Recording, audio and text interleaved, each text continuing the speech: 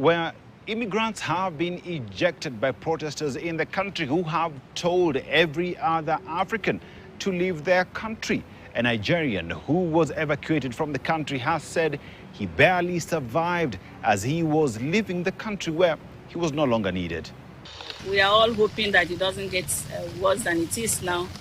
But the President of the Federal Republic of Nigeria, President Ahmed Bola Tinubu, GCFR, has promised Nigerians that every Nigerian that wants to return will be brought back, and we are working on it. I came from South Africa just this morning. My experience there is a very bitter one. Life has not been easy there, coupled with what is happening in South Africa. I barely managed to escape with my life. I lost everything. I don't even know where to start from. As I'm in Nigeria now, I don't know where to start from. Though, there is nowhere like home. Once you have life, you have more hope to live onto. The situation in South Africa, I wouldn't say all the people feel like that. It's just a group of people that are really frustrated. So they have nowhere to turn their frustration to than other people. I'm a fashion designer for 8 years. So since I'm here, I'm going to bring back my expertise from South Africa back here to Nigeria. So it's like bringing my business, Stylish Africa, to Nigeria.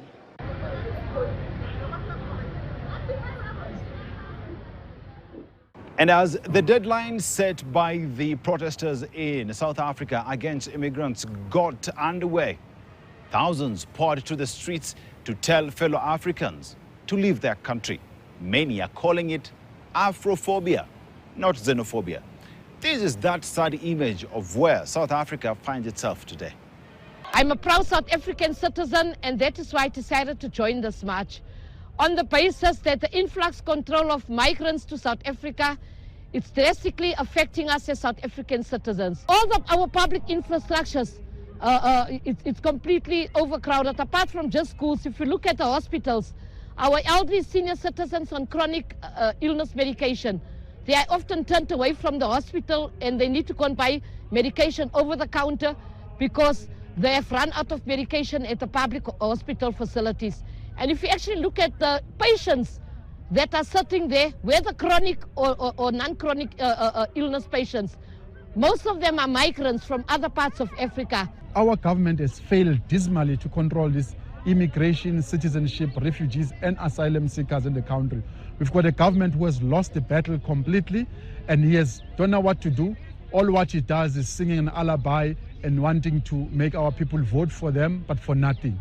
So we are here then to say enough is enough. This government must move out of the way and we must fix this country for our people to benefit, for the benefit of their resources in this country. Beyond today, what we're expecting is for all the countries that have illegal immigrants in the country, please continue to repatriate your citizens. It is your responsibility as the country to take care of your own citizens. We are still in the portfolio committee with Home Affairs. We are fighting it in legislature. We are fighting firstly to ensure that people who have papers in the country have papers correctly. Secondly, if the people are here without papers, we are then going to enforce the law through legislative offices.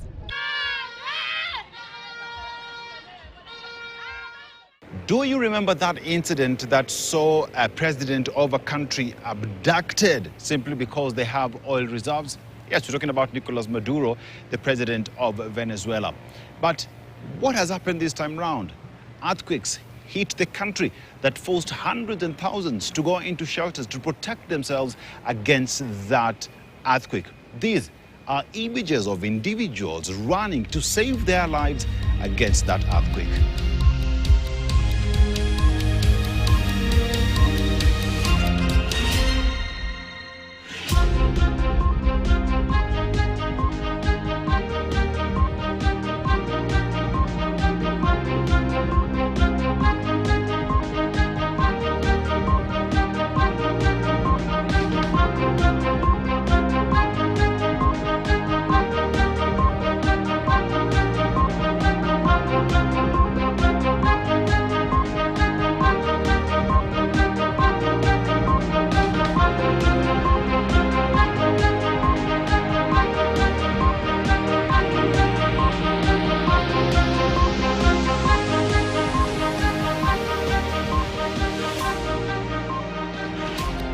Still talking about the earthquake, and Vietnamese rescuers thronged to Venezuela to assist in saving those who have been trapped under the rubble following the earthquakes that hit Venezuela.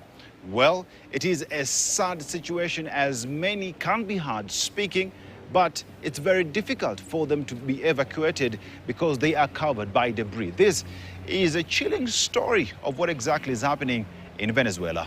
No, today's operation has still been a search with the Vietnam team, who have advanced equipment to search for signs or signals of life. And as long as these are not found, we continue working on recovery efforts. The work that was done was the recovery of 2 bodies that were trapped in the basement. And they are given priority because when the removal begins, we are going to place rubble on top of them. So, before beginning removals, in order to cover it, they first had to be extracted. That is why we give priority to the recovery. The Vietnamese team is organized and disciplined. We appreciate the willingness and the discipline they always have, that each one knows what his work tool is, which is very similar to the functions carried out by the fire department here in Venezuela, together with the emergency response agencies that work in a coordinated manner.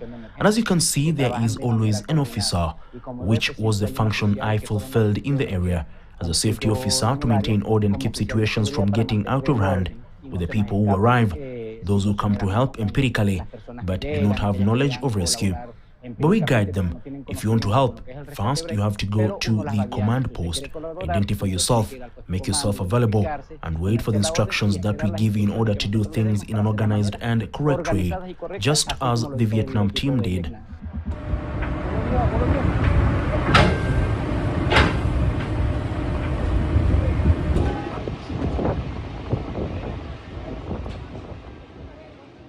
In Nairobi, it is the winter period, but our winter equally has some beautiful sun. But that is not the situation in Europe, to be specific, in Madrid, because the heat wave that has hit the country has left many asking the question, is this the kind of summer that we were looking forward to? But as we talk about that, it is now a concern for the European governments on how exactly they will deal with the heat wave that continues to wreak havoc in the countries. Yes, I'm very concerned because I don't think we are prepared to deal with these heat waves, and especially when it comes to animals. We are not prepared for this, and honestly, no matter how much you try to stay hydrated, protect yourself from the sun, and avoid going out during the hottest hours of the day, at home, it's something you simply can't manage. Es un tema que no se puede manejar.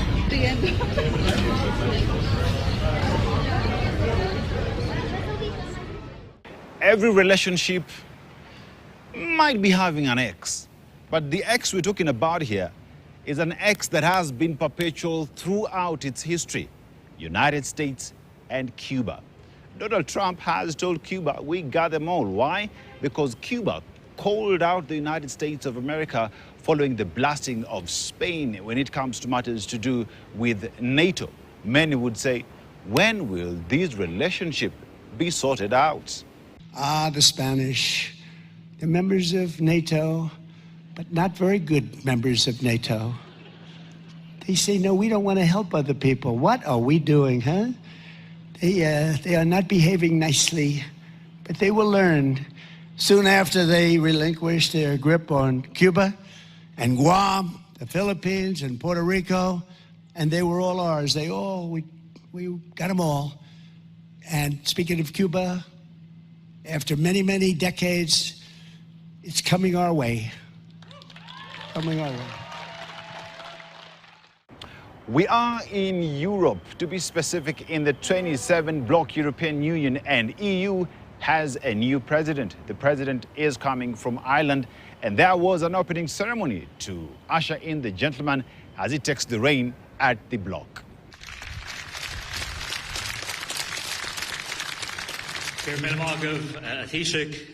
President Antonio Costa, President Volodymyr Zelensky, colleagues, friends, distinguished guests from across the European Union, ladies and gentlemen, agus a cardia.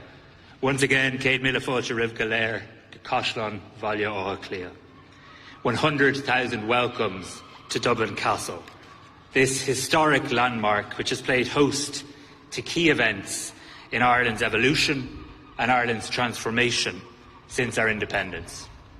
It is a great honour to welcome you here today to Ireland as we assume the presidency of the Council of the European Union for the 8th time. As we still talk about the European Union, in Kenya, the EU ambassador to Kenya, Henriette Geiger's tenure is coming to an end. But with that, amazing things that she has been able to achieve during her tenure. We had a discussion with her, and this is that conversation. Today, we're doing it a little bit different, having a conversation on the EU-Kenya relationship. But with that as well, we just go a little bit further to understand what that has meant for the country, especially at a time when the EU ambassador to Kenya, Henriette Geiger, will be bidding Kenya goodbye. Balozi, karibu sana.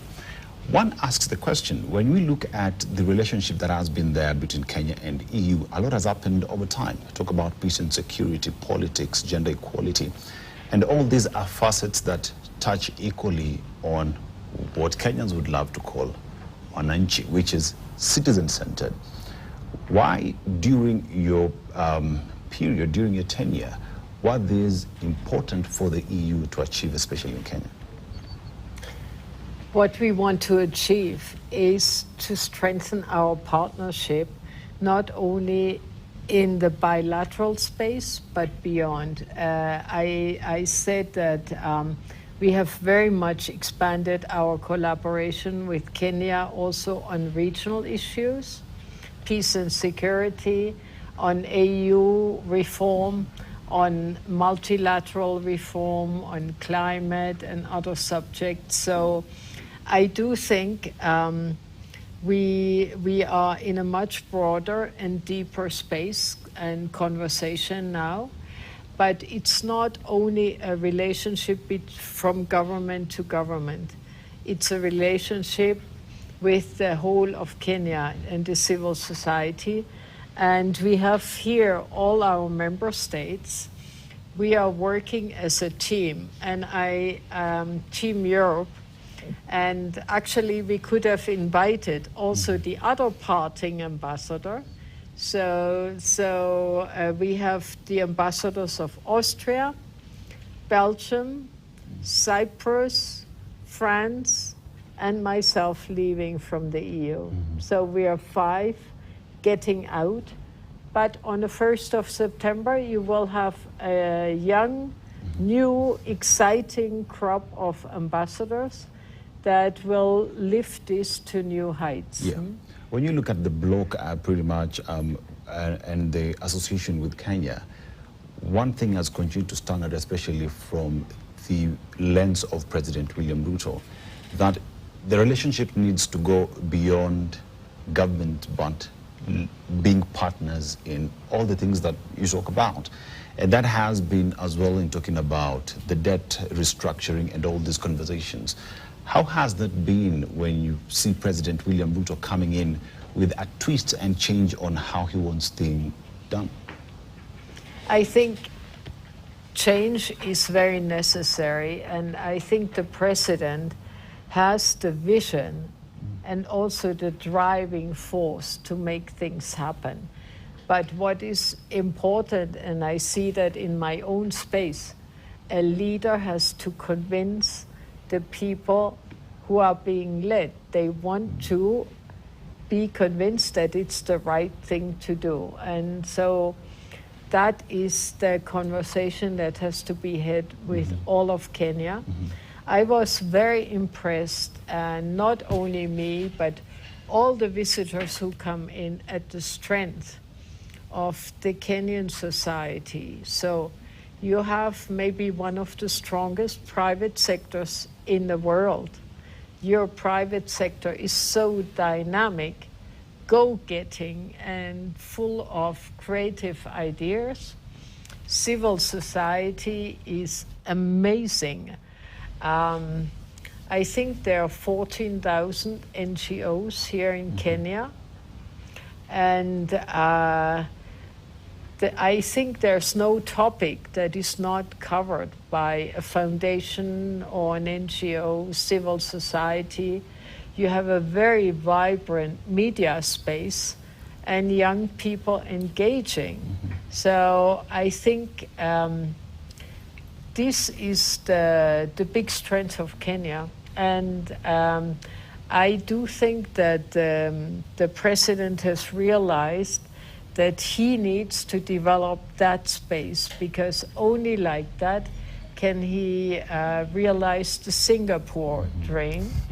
But it has to be a Singapore and not a Singapore, as it says in the streets, because development has to benefit everybody, and the sort of hustler narrative shouldn't be forgotten, because a society that is not working on its inequalities is not reaching upper middle income level.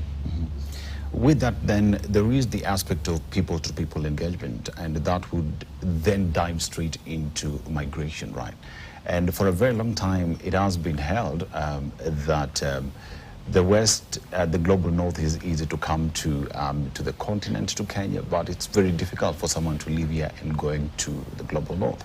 And conversations have been rife on how then we can get rid of the borders and make it easier for movement of people, ease of move of trade as well, because the continent talks about AFCFTA, right? Africa Free Trade Area.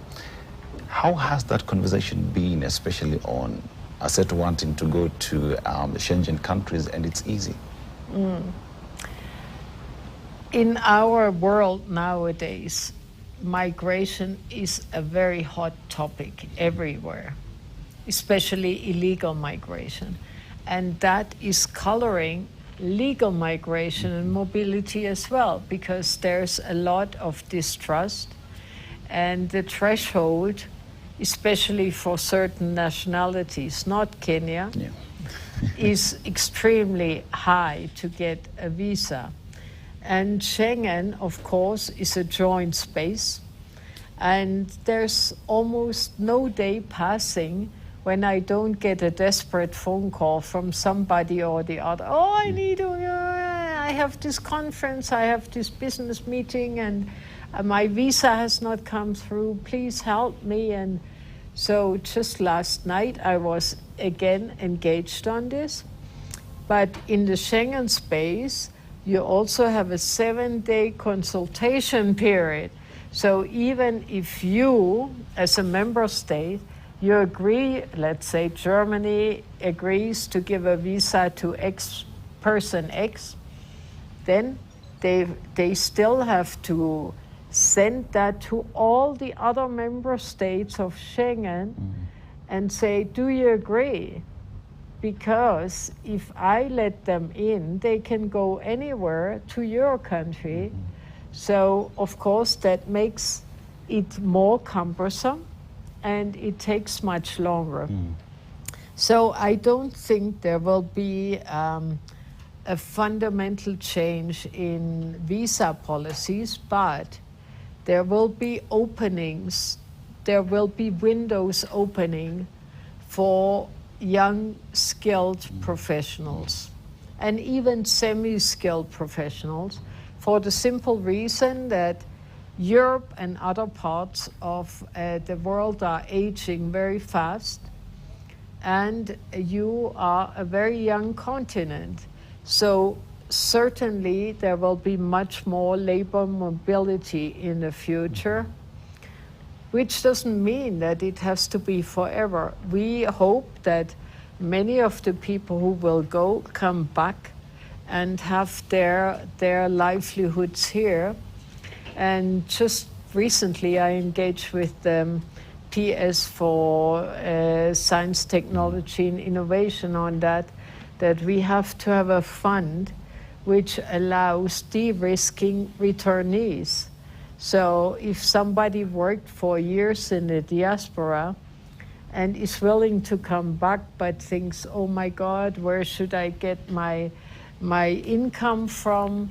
And to have a sort of guaranteed, let's say, transition period that would allow many who study and work somewhere else to find their future back here. Yeah. And the other thing, so we, I mentioned before, just today our third labor mobility agreement was signed. That one after Germany and Austria, now with Italy. And the EU is looking at facilitation mechanisms to make it easier to do those agreements. For example, I was with CS Mutua and we talked about a listing of the certified agencies which are not in the rogue space, which are not betraying people or engaged in trafficking. And that we want to work on certification also of titles. We want to work on training and including language training. So to make it easier for those who search for mobility to be ready and then to make the transition. Yeah. But this, of course, is not, we're not talking about millions here. So what is very important is to create a perspective for the millions who cannot leave. And that's why I think our adequacy decision will be so important for business outsourcing, creating new jobs here. And that is just a snippet of the conversation I had with Ambassador Henriette Geiger. Next week, we continue expanding more on the relationship between Kenya and the European Union through the embassy. Don't go nowhere.